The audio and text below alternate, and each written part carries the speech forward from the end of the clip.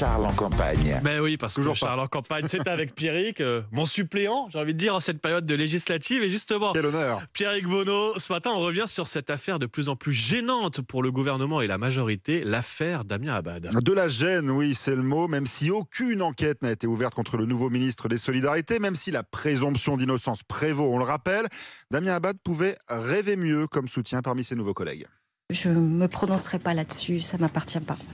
C'est votre ministre, est-ce que vous lui C'est apportez pas votre soutien? mon ministre, c'est un ministre du gouvernement et je n'ai pas à soutenir ou ne pas soutenir, je ne me prononcerai pas là. La nouvelle ministre de la Santé, Brigitte Bourguignon, qu'on sent pas très à l'aise sur le sujet hier matin sur RTL.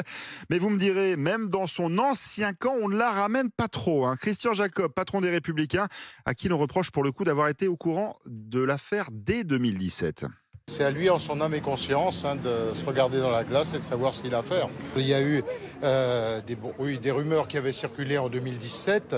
Je l'avais à l'époque interrogé.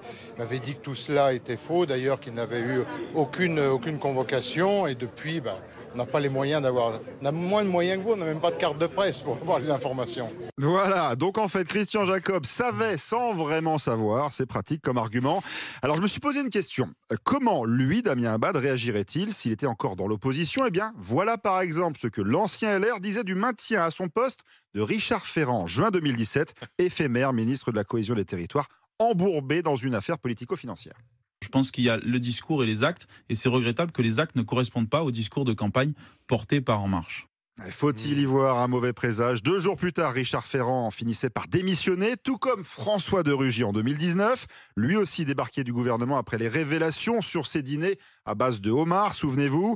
Et là encore, Damien Abad avait un avis très tranché sur la question.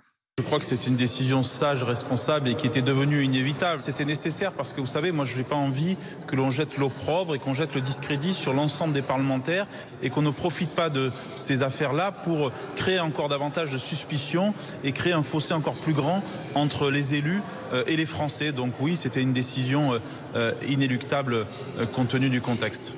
Une démission inéluctable, disait Damien Abad en 2019, pour quelques homards seulement. Que dirait-il aujourd'hui des soupçons qui pèsent sur lui? Il faut se méfier des leçons de morale en politique. Elles peuvent parfois se retourner contre vous. Ouais.